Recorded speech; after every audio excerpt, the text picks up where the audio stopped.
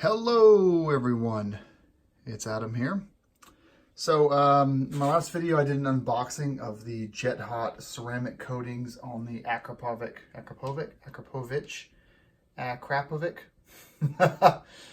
stainless steel exhaust headers for the R1200GS. Great job, but I had a problem with the fittings. So I couldn't get these parts over here. And I reached out to Jet Hot and they said emery cloth, this stuff, sand it down as needed, open a nice barley wine, and then apply some anti-seize lubricant in between the fittings. So that way if you take it apart in 4 or 5 years, you can get it apart, but at least you'll have that, there. So it should fit okay. They basically want as tight of a fit as possible on the coating, and they want the user to basically peel things away. So I'm not going to record this step, but I am going to shape this down. I want to make sure it fits perfectly first. And then tomorrow we're going to install this in the R1200GS, which is behind me right here. So as you can see here, my stainless steel pipes still look good, but they are coming off. And one thing I'll mention is the, it'll be the same video. The Acra headers don't fit. They fit with the Alt-Rider skid plate, but the springs are impossible to put on before the skid plate is put on, and then after the skid plate is put on, they're absolutely impossible to touch and move. So it's possible, but it's very, very difficult. So that's gonna be the hardest part, is gonna be get these springs around the outright skid plate. And I figured, you know what? We've got another 2 or 3 weeks of riding ahead of us on good days. So let's go ahead and throw this on the bike and let's see how it sounds. Let's break it in. Let's get a good feel for it before any other modifications go on. We already had the Akrapovic muffler on, silencer, for those of you in Europe. So we're going to throw the header on. The header is catless, as you can see. It lacks the throttle valve that will that opens up. So let's just show you guys what you're losing actually on the GS. So the tripod out of the way. So obviously you're getting a little bit larger header here, but it does clear the OEM crash bars. When you come down here though, you're seeing this get big. That big lump right there is a catalytic converter, and that converts nasty particles to less nasty particles. And catalytic converters don't last forever, but they are Euro 4 required. And then finally, as you come up here, you see this little plastic box right here behind the carbon fiber heat shield that Akrapovic includes their silencer. That's actually getting thrown out or put into a bin, because behind that is this plastic piece, and see how it molds around that perfectly? That's because that piece is a little valve that basically opens up fully depending on how much throttle you're giving the bike to for noise reasons, basically noise and airflow and power and such. So it's kind of one of those Euro 4 things that are required but not nice to have. So the Acra headers are removing the catalytic converter, they're removing the throttle valve, and they're just a straight stainless steel pipe to the muffler. It's going to be a whole lot louder, and I hope it's not too loud, because I spent $600 on the headers, and then I voided the warranty, or at least the return policy, by spending $500 coating them in off-roading ceramic coating. So we'll see. Hopefully it works out for me. All right, let's get started. I'm going to turn the video off here, and next video you will see, hopefully, will be the removal of the OEM headers tomorrow morning. Hi, Porter. Porter's coming to hang out. Hi, buddy. So many smells. He's a hound dog, so he just smells everything. Hi, buddy. This is a kind of a brief intermission. So what I ended up doing is I ended up ditching the emery cloth, and I ended up using the Dremel. See here what I used, the tool I used, to grind everything down. So you see a lot of dust here on the ground, which I need to clean up, and I need to trim my toenails too. But dust needs to be cleaned up. And you see all these marks here. That's because I used my mallet to get everything together. Now, I ended up using a WD-40 and anti-seize on this header to get it, and unfortunately that left a little bit of residue, as you can see here. I've cleaned it with soap and water, which is what Jet Hot says to clean it with, but I still have a little bit of remnants. So I'm actually gonna let it dry overnight, and then I'll come back tomorrow and wrap that up. So for now, all we have here is just a drying set of headers. I mean, they are together. They are together now. You see the springs. Everything is fully married up. But I had to Dremel everything out to make it fit. You can see down here, it's kind of Dremeled right there. So that's all good. It's just, you know, now it's married in a weird way. But you know, this obviously would be a lot better if I had not had a jet hot coated.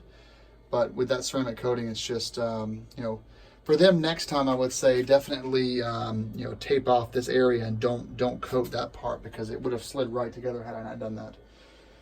All right, so it took about an hour of work actually to get this all shaved down and then married together with the springs. And now starts the fun part, which is the installation, which is super easy. I've done it before actually, as far as removing the headers from my bike, having them powder coated. So super easy installation. Let's get started. This is a stainless steel Acra header. It's a little bit different look to you guys because this has been coated in jet hot off-road matte black. I was hoping the off-road coating would be glossy black, but I guess I screwed up. No big deal. Unfortunately, when they coated this, they did coat all the way down to the edges, so I had to sand them down with a Dremel, and then I applied some anti-seize to all the joints to get it all working. But it's all fully assembled now. We're installing this in an R1200GS Adventure, liquid cooled. So just to give you an overview of what we're actually doing here today as far as the install goes, if I forget to do a couple of clips. This is basically a stock GS. Nothing's been modified. It's the OEM crash bars. This is the most common installation kind of scenario for you guys. So I figured I'd do this first before I do any other aftermarket work on it. The only thing that is done is the silencer is already installed, but we're going to remove that first. So when you're removing the silencer, very simple, even on the Acra or the OEM, you've got a bolt here. I think it's a T45.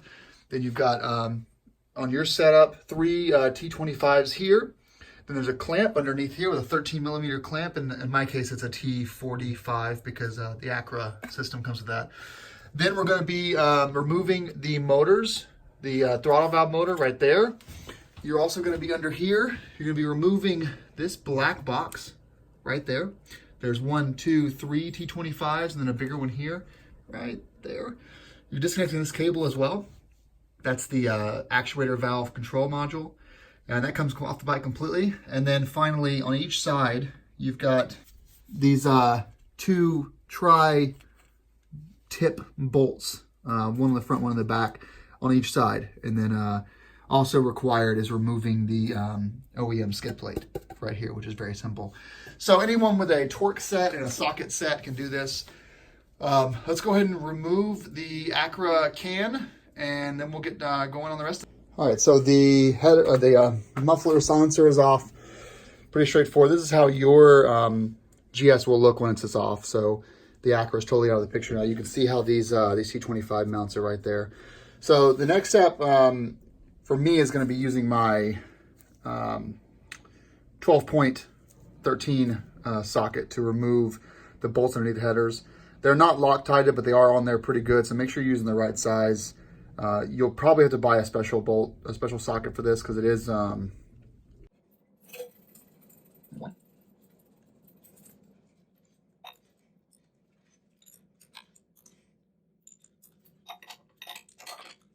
I was able to get the 13 in there, so we got that out. It was, you know, I basically didn't have a 1/4-inch drive, and that's a 1/4-inch bolt, and I had to use a converter, which made this a little bit too tall. So 13 millimeter Joker from Wera did the trick.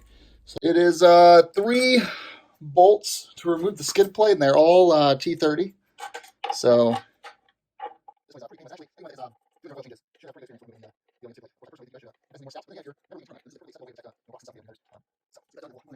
good news though, because of the way the cylinder heads are in different positions, they actually aren't opposing symmetrically. You are able to get the socket in this front one without any issues. We removed this. This is the support bracket that mounts to the bottom of the engine here. So there's 3 bolt holes, and that's where the OEM skid plate mount. All right, so we have the top housing off here, and these 2 are disconnected. We've also got this disconnected, and then we have, actually these can be done after the fact, so I did those a little prematurely. But this is disconnected, now we have to disconnect this right here, and this whole housing comes right out. All right, this is out now, we've taken these out. These are 3 T20 screws, and this comes right off from there. From this point, what you're gonna do is you're gonna be taking the, I'm gonna do this guy as well, I guess. There we go. What you're gonna be doing is you're gonna be removing the throttle actuator valve cables. That's all you're doing. So those guys get put in. They've been disconnected, and then you're just gonna pull them straight through. Pop them out like that.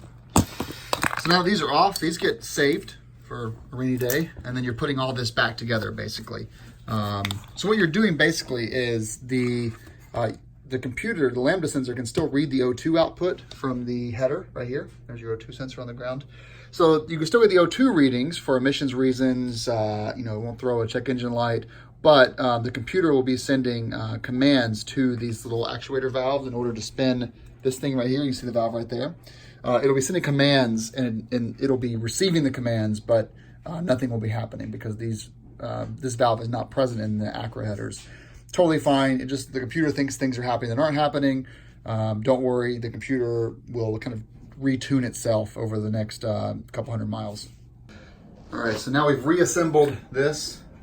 Don't over torque this. It's only like 1.5 foot-pounds of torque. And you can see under here, we've got these two, they're T40s. Let's see. Yeah, these are T40s right here. This is the carrier bracket for the OEM headers. We're gonna remove that right now. Perfect timing. I was trying to get the camera going before it fell. All right, so we've unscrewed the bolts there to hold the carrier in. So the carrier is still affixed to the headers. Now we're going to slide this guy out. All right, the OEM header is 9.6 pounds. You'll get an idea here. I'll take this off. 9.6 pounds for the OEM header. Let's check out the Acra. Acra header is 6.6. All right, so the headers are on. All we've done though is we've just kind of got those threaded on the front so it won't fall down. They look good though. Also, before you put the headers on, you want to reattach that exhaust carrier, that rear exhaust carrier, the rubber-based one from the old headers. So we're going to go ahead and screw that up. Actually, it's a T40. We're going to go ahead and mount that. You can see it right here. We're going to go ahead and lift that up into those two holes. Get that in there, and then we're going to reinstall our O2 Lambda servo modulator of science thing. You're tightening both of these, the stars and the hanger bolts, to 16 foot-pounds. So grab your torque wrench and tighten her down. All right, so now we have this tightened up. We just haven't torqued it down yet. I actually had to, because if I tightened it down, I wasn't able to get this in. So basically get this front part done first on both sides. Then you can do your O2 sensors. And then finally, we're gonna now get the hanger tightened down. And if your holes aren't lined up, as you can see right there, this one's a little bit farther forward, then this is a rubber grommet. So you can just push this back and make it work. That's what it's there for, to basically make this all fit. Okay, so everything's down to 16 foot-pounds. You can see this isn't moving at all, totally still. So now we have our box here. So you've got your right side O2 sensor will go in this side here. And then your left side goes in here. Then you got your Lambda back here in the back. We're gonna go ahead and grab though our bolt and basically screw this back in to this hole right there first.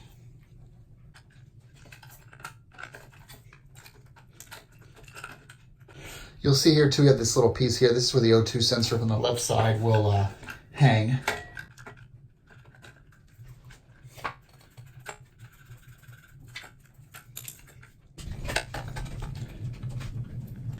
So now that we have everything back here, we're going to, you see these little two, you've got these plastic pieces here, there's two of them. You're gonna slide those into these little carrier bits right here. So that slides in. And then on the far right side, we've got this T30 here that we're gonna tighten down. And that's now fixed. Now for the O2 sensor that's coming from the left side, there's a little hanger here. So there's a hanger a little metal piece right there behind there that you clip that O2 sensor into. Once you're done with that, you run the O2 sensors together into this piece right here, and then your lambda will connect right there. Let's measure the Acra pipe, 9.6. And here is the OEM silencer, 10.4. For the muffler itself, it's actually pretty simple. So I've already got a video on that, but you have your new pin here. You've got your insert that goes into here, then you've got your piece here that goes around. So we're just going to slide this up and in. For me, it's a little bit wild actually to see no catalytic converter or no actuator valve at all. But just sliding this right onto there, and then we're gonna get this lined up to that hole there, and then we can go ahead and at least get this fixed up, and then I'll do the last part, which is the heat shield. All right, that's done now. Final part is the heat shield. There's one hole right there. We're going to be affixing another hole back here, and I believe this one does include either Loctite or anti-seize. Well, more issues with Jet Hot. So these holes, I've had to drill them out. They're still a little bit too small. I managed to get that through, but I did kind of, the threads didn't like it too much.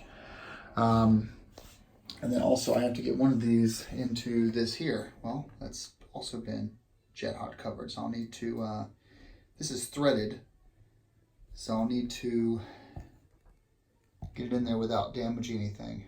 So just a little bit frustrating. The whole thing, the fitment of this is not as good as it would have been if I just left it uncoated. What really is annoying to me is that, you spend $550 on something and it actually makes things worse because the fitment is now tighter. So, it's still a beautiful coating. I'm sure it'll be fine once it's on there. It's just, I'm gonna, after this riding season's over in 2 weeks, I'm gonna remove this whole thing and I'm gonna really fully sand it down again. It's gotta come off anyway for work I'm doing, so it's no big deal, but, definitely is annoying that it's so much in the way of this, or so the fitment's so rough, but anyway, making progress. So next step, this here is going to go around, and then this latches in and goes right there basically. And we are almost done. So we have this guy fixed here. I'm not quite sure if it's right yet, so I haven't tightened it down yet. I had to retap this hole here with an M7 because it was basically tapped out due to the top powder coating. Now finally we have the inside heat shields, and then outside heat washers. Mine are black also because they were powder coated, which of course led to more issues. But so here's how it'll look on the bike, like that. So let's get it tightened down. All right, so there's that now. It really was a pain in the butt to do this. I mean, if this doesn't hold up long term, I really can't vouch for doing this coating. It made this 3 times as long, from the sanding to the Dremel work to the retapping. Everything just fits a little bit off. You can see this, how it's a little bit off right there. So everything's just a little bit off. I'm gonna take this thing off the bike once this install is done, and probably in a week or so when it gets too cold to ride, and we're just going to resand it some more and get all these fittings in a little bit tighter. Okay, so last part is getting these clips back on, and then the OEM skid plate does go back on actually. Now this is on here. So let's get that mounted up and then we'll be done. And here's the completed look. I have some header guards already on site that I'll be installing as well, but you can see here how everything looks. So they're gonna look really dirty because they are matte and they are very rough. So they're gonna pick up a lot of dirt. See there? And then the other side. Make sure that's good and tight under there. All right. I think it's tight.